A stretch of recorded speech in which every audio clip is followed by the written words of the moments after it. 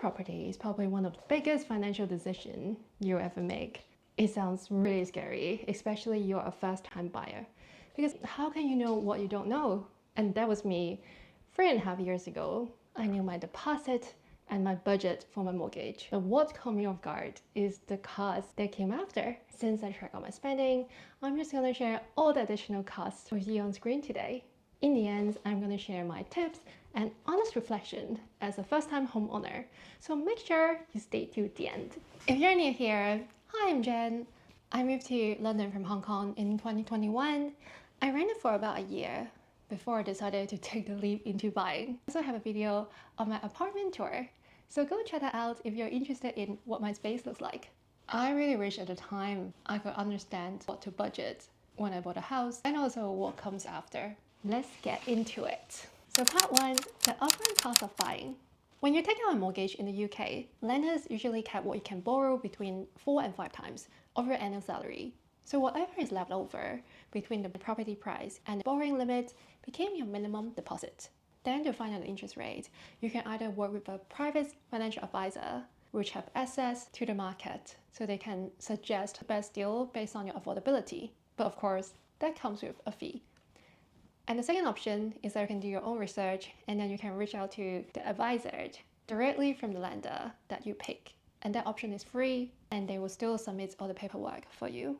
So in my case, I did my own homework first. I just go to compare the market and to check what is the lowest interest rates in the market. And then I meet with a private financial advisor. I just want to see whether she can access to something that is not obvious online. But the rate she brought back was identical to what I found online. And she also quoted me for $250 for her service. So that is a complete no-brainer for me to go for the options I found because there's no point in paying extra. So I would strongly advise you to do your own homework first and then explore multiple options. Once you choose your lender, either directly or through a broker, they will submit your final mortgage application and handle the agreement. Then my lender also helped me to appoint a surveyor to inspect the flat. There are usually a few options. There is a cheaper version that they only do some basic inspection, where there are a more premium version that they will do more investigation. So I chose the more premium version, which is £695. I think surveyors would be a really good investment because if they found any issues with the condition of the flat, you can use their findings to decide not to proceed with the flat or even negotiate with the owner. So while you appointed an advisor, at the same time, you should also appoint a solicitor because they will be the one to handle all the legal paperwork and talk to the seller's solicitor. I was quoted anywhere between $1,500 and $4,000. So I offer somewhere in the middle as $2,500. Honestly, I wasn't really happy with the service. There was so much chasing up to do. I'm not really sure would that make a big difference if I go for a more premium price or go lower. Because to be fair, after talking to all my friends who already bought a house, almost no one have good review of the solicitor. I don't know whether it's because we are so nervous about the whole process since it was our first home and also there's a lot of money, or if solicitors are just really slow in the UK. Let me know in the comments if you experience something different. And since the whole process dragged on far longer than it should, and I also had to move out of my place that I rent, I didn't want to waste money in hotel. I paid £46 to put my things in the storage and bought an £880 flight ticket to go back to Hong Kong and stay with my parents while everything is getting finalized. I would say it's still really nice. I could just go back home and visit my parents. Everything worked out in the end.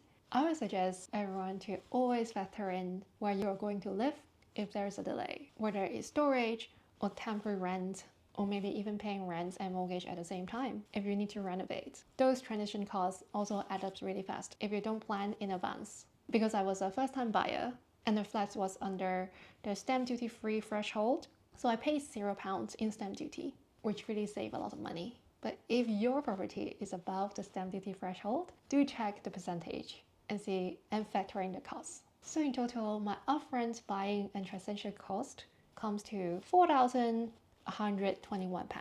Part 2. The ongoing expected costs. Once you get the keys and move in, the recurring bills kicks in.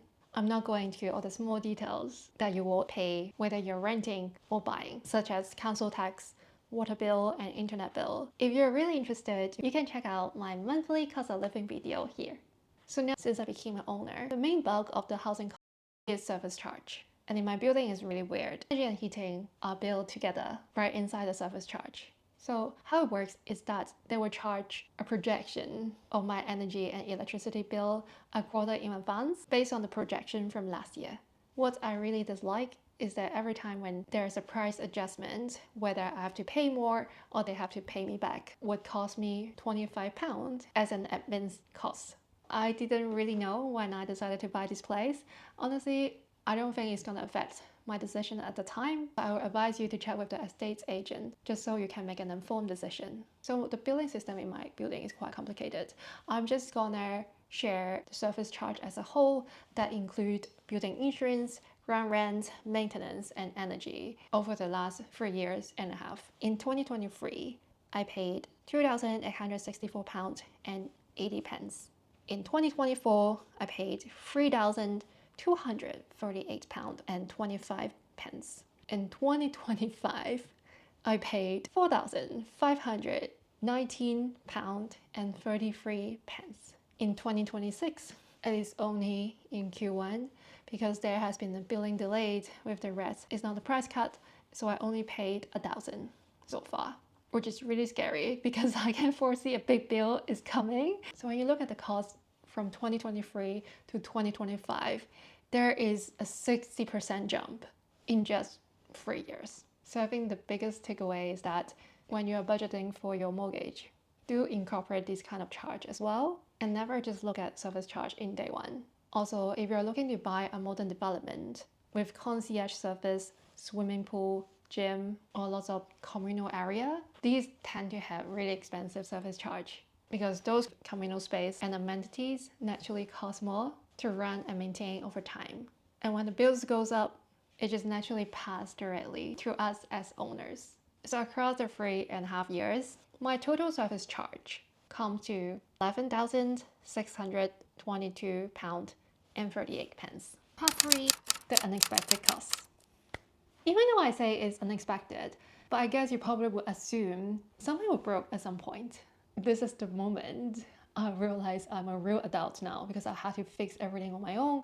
I can see some of them are really funny. At that time, it is not fun at all. So first thing is a pipe repair. It was during the winter time. I noticed there was a small leak in my storeroom. There's nothing dramatic, nothing really urgent. It was more like a prevention from my perspective. So I found a plumber through Check a Trade. I was quoted £120 because we all thought it was a quick fix. So he got started and cut into the pipe. I realized it was a much bigger job than he could handle, but the damage was done. It was my hot water pipe. They couldn't find anyone to fix it in the next 7 days. And I was like, oh my gosh, it was 3 degrees and I cannot survive without hot water, but there's nothing else they could do. And I still had to pay that plumber even though he didn't complete the service. And when someone finally came to fix the pipe, they left a hole in my ceiling and he told me his job is to fix the pipe, not fixing the ceiling which he cut open. I was just completely shocked because I just had no idea how things are supposed to work.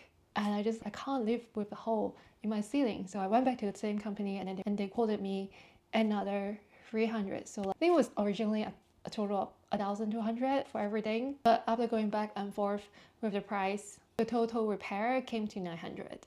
They eventually agreed to get a plasterer to fix my ceiling, but the painting wasn't a part of the job. I just lost will to negotiate further. So I just did it myself. And honestly, I was really shocked at how this should work. Because coming from Hong Kong, people can just fix it really quickly. Totally with them, my dad had already looked after that part for our family. So never need to worry about that. But I'm really interested to know if anyone had a better plumbing experience. I desperately need a good plumber and I still hadn't found anyone. Silver lining that came out of it is that my neighbor let me use her shower, so I don't need to use cold shower in 3 degrees. And that's when we became real friends. This became a funny story of how we first met. The next thing is less dramatic. It was just fixing my bathtub knob. So I was taking a bubble bath. I think it got stuck and then I tried to pull it and then the whole thing just came out. After that plumber experience, I just couldn't trust anyone to fix things for me. But in the end, I found another plumber and he got it fixed. He spent an hour to fix it and I paid £130, including the replacement itself. The next thing is ventilation surfacing. You're supposed to do it regularly. My neighbor was really awesome. They arranged a fix for multiple apartments so that we can get the cheaper price. So it turns out to be £90 for the surfacing and £20 for new filters. I haven't done it, it's scheduled. It is the cost I'll have to pay. Next item is my fridge. It just died one day. It's nothing really dramatic, and it cost me £660 to replace it. Finally, my light switch. One day, the lights in my bathroom just died, and I was showering in dark for maybe like three weeks. The hardest part is to find a compatible light switch to replace because it was an older model. But I'm super thankful for Google photo search, and I eventually found the right one, and I learned how to replace it just from a YouTube video, which actually feels super empowering that I can change the light switch without getting an electric shock. I also had to fix the one in my living room as well. That's everything. So the total of the unexpected cost would be £1,850. So let's add it all up. Buying the flat cost me £3,195 upfront. And since I move in, between service charge and everything, that's broken. I've spent another £13,472 and 38 pence. That's roughly £320 extra a month on top of my mortgage just to own and maintain this place. Also, the property price in my area has actually dipped about 3 to 4%. But even with that paper loss, I still believe buying was the right decision for me. For two big reasons. I don't view this place strictly as financial investment. It is my secure, happy sanctuary. It is a place that I get to come home to every day. I get to choose every piece of furniture and decorate exactly how I want. Live in without the anxiety of a landlord raising my rent, kicking me out, or having to live with a stranger. Also, moving in itself is really exhausting, stressful, and expensive. Second thing, while I don't have the crystal ball to predict future returns, I'm building my own equity. Even if the market fluctuated, paying down my own mortgage means my money is going towards my own assets, whereas paying rent is 100% out-of-pocket money with zero return. Plus, because of this location, I know this flat has a great long-term rental potential if I ever decided to move to somewhere else in the future. Navigating this whole process had taught me so much and hopefully making me a smarter buyer when I view flats in the future. I'll make an entire separate video sharing all my key learnings and tips what to look out when you're reviewing your flat. So make sure to hit the subscribe button so you don't miss the next video. If you found this video helpful, give me a like and a comment. Your support really means so much for me. So now you can check out this video next. Bye!